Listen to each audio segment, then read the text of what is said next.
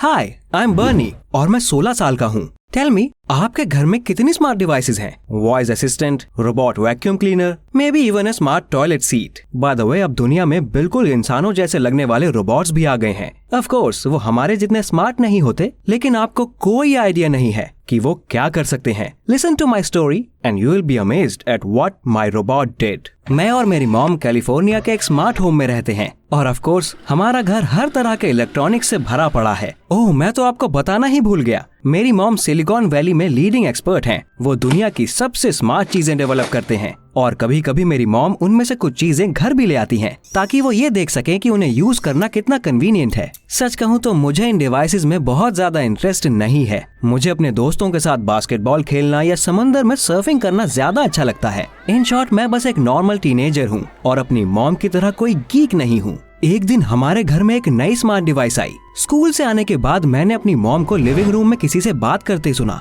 उनके कॉलिग्स अक्सर उनसे मिलने आते रहते हैं, लेकिन इस बार ये उनके कॉलिग्स नहीं बल्कि मेरी उम्र की एक लड़की थी। She had a cute face and a mechanical body. मेरी मॉम ने मुझे देखकर मुस्कुराते हुए कहा, ओह बर्नी, तुम आ गए। Meet Dolores, your sister. Sister? Mom, are you serious? उसके बाद क्या? हमारा स्मार्ट रेफ्रिजरेटर मेरा भाई बन जाएगा? लेकिन उसके बाद जो हुआ, मैं उससे हैरान रह गया। डोलोरेस मेरे पास आकर मुस्कुराई और उसने अपना हाथ आगे बढ़ाकर कहा, hello, I am very happy to become a part of your family. मुझे पता था कि रोबोट्स अब बहुत एडवांस्ड हो गए हैं, लेकिन इतने ज्यादा, ये मैंने नहीं सोचा था। मेरी मॉम ने मुझे कंफ्यूज्ड देखकर कहा, तुम कहते थे ना कि अगर तुम्हारा कोई भाई या बहन होते तो अच्छा होता, इसीलिए मैं डोलोरेस को लाई हूँ। मुझे लगा मेरी मॉम मेरा मजाक उड़ा रही है। मैंने गुस्से में जवाब दिया कि मुझे असली भाई बहन चाहिए थे, कोई स्टूपिड डॉल नहीं। इसके बाद मैं अपने रूम में चला गया। डोलोरेस एक ऑर्डिनरी लड़की की तरह हमारे घर में रहने लगी। मेरी मॉम ने बताया कि वो बहुत सी चीजें कर सकती थी, जैसे वो सिंपल कमांड्स फॉलो कर सकती थी, बातचीत कर सकती थी। उन्होंने मुझे उस रोबोट को इंसान बनना सिखाने के लिए कहा। व्हाट द हेल, कोई मैकेनिकल डॉल इंसान कैसे बन सकती थी? इसलिए मैं उसे एक कॉमन हार्डवेयर की तरह ही ट्रीट करता था। मैं उससे अपना रूम साफ करवाता था, घर के काम करवाता था और स्टडीज में मेरी हेल्प करने के लिए यूज करता था। I must say, Dolores coped wonderfully. वो बेड के नीचे पड़े गंदे कपड़ों के लिए या स्कूल में खराब ग्रेड्स आने पर मुझे कभी नहीं डांटती थी। अगर वो सचमुच की इंसान होती तो वो एक परफेक्ट बहन होती, लेकिन उसके साथ कुछ अजीब था। मेरी मॉम अक्सर डोलोरेस से किसी चीज के बारे में बात करती थी और मेरे आते ही वो तुरंत चुप हो जाती थी। वो उस रोबोट से क्या बातें करती थी? एक दिन मेरे दोस्त बॉल खेलने मेरे घर आए। मैंने उनके साथ थोड़ी शरारत करने का सोचा। मैंने डोलोरेस को अपने कपड़े पहनाकर उसे अपनी बहन बताकर इंट्रोड्यूस किया और कहा, शर्त लगा लो, ये लड़की तुम सबको हरा सकती है। ऑफ कोर्स मेरे दोस्तों ने मेरा यकीन नहीं किया, लेकिन जैसे ही हमने खेलना शुरू किया,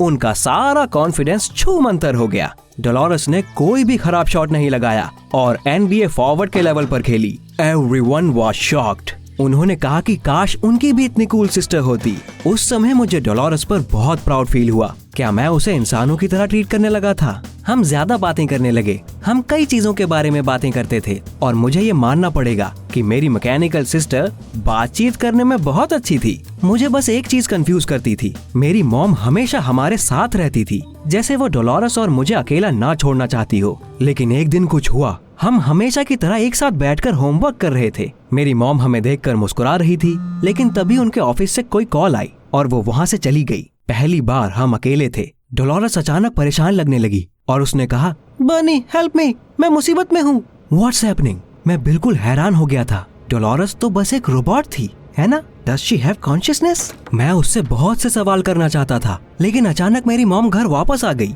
डोलोरेस फिर से चीयरफुल और फ्रेंडली हो गई, मानो जैसे कुछ हुआ ही ना हो। मॉम ने पूछा, डोलोरेस सब ठीक है ना? उसने कहा, यस मिसेस वेबर, सब ठीक है। हमने वापस होमवर्क करना शुरू कर दिया, लेकिन मैं डोलोरेस की बात को अपने दिमाग से बाहर नहीं निकाल पा रहा था। मुझे कुछ समझ नहीं आ रहा था कि क्या चल रहा है। मेरी मॉम मुझसे क्या छिपाने की कोशिश कर रही थी और वो रोबोट किस बात से इतनी डरी हुई थी, लेकिन मुझे इसका पता लगाना ही था। अगले दिन मैंने एक प्लान बनाया। मेरी मॉम के पास एक लैपटॉप था जहां वो अपना सारा काम रखती थी। शायद इसमें डोलोरेस के बारे में भी कोई चीज मौजूद हो, लेकिन लैपटॉप हमेशा उनके पास रहता था। मैं उसे कैसे पा सकता था? डोलोरेस ने इसमें मेरी मदद की। मैंने उसे अपना पूरा प्लान बताया और मेरा साथ देने के लिए कहा। तो जब मेरी मॉम लिविंग रूम में काम कर रही थी और मेरी बहन और मैं किचन में डिनर बना रहे थे, तभी मैंने उसे इशारा किया और डोलोरस ने ऐसे प्रिटेंड किया कि उसके अंदर कोई खराबी आ गई है। मैं चिल्लाया, मॉम डोलोरस को कुछ हो गया है, वो बर्तन साफ कर रही थी और पानी उसके अंदर चला गया। मेरी मॉम भागकर किचन में आई और उन्होंने रोबोट का मैकेनिज्म चेक करना शुरू कर दिया। जब तक डोलोरस मेरी मॉम को डिस्ट्रैक्ट कर रही थी, मैं धीरे से लिविंग रूम में गया और मैंने उनके लैपटॉप में पेन ड्राइव लगाकर अपनी बहन से रिलेटेड सारा मटेरियल कॉपी कर लिया। बाद में अपने रूम में आने के बाद मैंने वो सब पढ़ा जो मुझे अपनी मॉम के लैपटॉप पर मिला था, और वो पढ़ने के बाद मैं बिल्कुल शॉक्ड हो गया था। उन मटेरियल से पता चला कि सिलिकॉन वैली के लैब्स में टेस्टिंग के दौरान डोलोरस ने कई बार भागने की कोशिश की थी। उसने इंटेलिजेंस के कई साइंस दिखाए थे और वो इंसान बनना चाहती थी। I couldn't believe it। क्या डोलोरस जिंदा थी? लेकिन ऐसा कैसे हो सकता है? क्या साइंस आर्टिफिशियल इंटेलिजेंस में इतना आगे बढ़ चुका है? एनीवे, डोलोरस को मेरी हेल्प की जरूरत थी। उसने मुझ पर भरोसा किया था और मुझे उसकी मदद करनी ही थी। अगले दिन मैंने अपनी मॉम से कहा कि मैं अपने दोस्तों के साथ बीच पर जा रहा हूँ और मैंने डोलोरस को भी अपने साथ ले जाने के लिए कहा। मेरी मॉम ने इसके बारे में सोचा और फिर मान गई। क्या वो उसे अकेला छोड़ने वाली थी? लेकिन मैं बेकार ही कोशिश कर रहा था। जैसे ही हम जाने के लिए तैयार हुए, पता चला कि मॉम भी हमारे साथ आ रही थी। उन्होंने कहा कि वो हमें वहाँ ले चलेंगी। उस समय वो मुझे किसी ईवल साइंटिस्ट जैसी लगी। बीच पर आने के बाद मेरे दोस्तों ने अपने बोट्स निकाले और लहरों पर सर्फिंग करने चले गए। डोलोरस और मैं बस रेत पर बैठकर सनसेट देखने लगे। उस दिन मैंने उसकी आंखों में एक बड़ी चाह देखी थी। मेरी बहन बस एक इंसान बनना चाहती थी और अपनी जिंदगी जीना चाहती थी। उसमें गलत क्या था? मैंने पीछे अपनी मॉम को देखा और डिसाइड किया कि कुछ भी हो जाए, मैं डोलोरस को बचा कर रहूंगा। मैं भागने में उसकी हेल्प करूंगा। उस रात मैंने अपनी मॉम के सोने का इंतजार किया और चोरी से उनके रूम में गया। डोलोरस कोने में खड़ी थी। मेरी मॉम रात में उसे ऑफ कर देती थी, लेकिन अपने पास ही रखती थी। मैंने धीरे से डोलोरस को ऑन किया और उसे शांत रहने के लिए कहा ताकि मेरी मॉम की नींद न खुले। इसके बाद हम चुपचाप घर से निकले। अगर मेरी मॉम उठ जाती और उन्हें सब पता चल जाता तो मेरी बहन हमेशा के लिए अपने क्रिएटर्स की गुलाम बनकर रह जाती। मैंने अपनी मॉम की कार ली, डोलोरस को बैठाया और हम घर से दूर जाने लगे। इससे पहले कि वो हमें ढूंढना शुरू करें, हम ज्यादा से ज्यादा दूर चले जाना चाहते थे। फिर मुझे याद आया कि बीच पर सनसेट देखते समय वो कितनी उदास थी और मुझे रियलाइज हुआ कि डोलोरस को फ्री करने के लिए उससे अच्छी जगह नहीं हो सकती। हम बिल्कुल सुबह सुबह बीच पर आ गए थे। कार से बाहर निकलते ही सूरज की पहली किरणें हमारे ऊपर चमक रही थी। It made me even sadder. मुझे लगा मैं रो दूंगा, इसीलिए मैंने डोलोरस से कहा, run, you are free, I will miss you little sister. शायद किसी मोड़ पर हमारी दोबारा मुलाकात हो। वो मुस्कुराई और समुद्र के किनारे भागने लगी। उसे जाते देखकर मेरी आंखों से अपने आप आंसू टपक पड़े। घर पहुंचते पहुंचते बिल्कुल सुबह हो चुकी थी। मैं इस बात को लेकर थोड़ा परेशान था कि इस वक्त मेरी मॉम कितने गुस्से में होंगी। शायद उन्होंने अब तक अपने सारे एम्प्लॉयज को डोलोरस को ढूंढने के लिए भी लगा दिया होगा, और जब उन्हें पता चलेगा कि ये सब मैंने किया है तो मैं बहुत बड़ी मुसीबत में फंस जाऊंगा। But I didn't give a dam, क्योंकि अब मेरी बहन पूरी तरह से आजाद थी।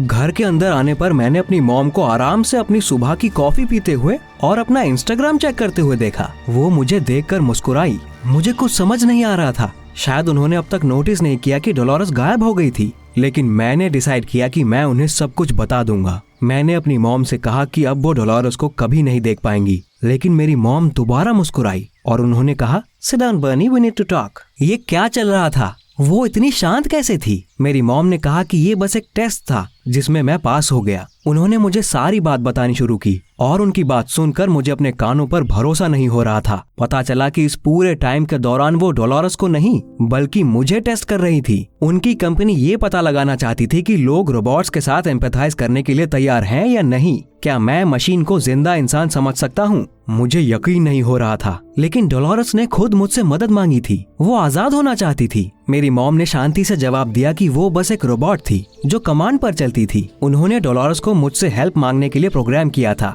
उस रोबोट के पास किसी इलेक्ट्रिक केटल से ज्यादा इंटेलिजेंस नहीं था। मैंने चिल्लाकर कहा कि उनकी हिम्मत कैसे हुई मेरी बहन के बारे में ऐसा बोलने की। Dolorous was alive. मैंने कहा कि मुझे उन पर बिल्कुल भरोसा नहीं है। उन्होंने जवाब दिया कि उसे किसी फ्रीडम की जरूरत नहीं थी। डोलोरस को काफी पहले ही खोजकर वापस लैब भेज दिया गया था। वहाँ उसे डिसअसेंबल करके सिस्टम को अपडेट किया जाने वाला था। मैं अपने आंसू नहीं रोक पाया। मैंने चिल्लाते हुए कहा कि मुझे अपनी बहन वापस चाहिए, लेकिन मेरी मॉम ने कहा कि मैं पागल हो गया हूँ। डोलोरस बस किसी रेफ्रिजरेटर या वैक्यूम क्लीनर की तरह एक डिवाइस थी और मैं बेवकूफ हूँ जो मुझे किसी ऑर्डिनरी मशीन से इतना लगाव हो गया। I was confused. क्या आपको भी लगता है कि मैं पागल हूँ और is it okay to be friends with a robot? Please comments में बताएं, क्योंकि मुझे आपकी मदद की जरूरत है। और अगर आप भी कोई रोबोट फ्रेंड पाना चाहते हैं तो चैनल सब्सक्राइब करना ना भूलें।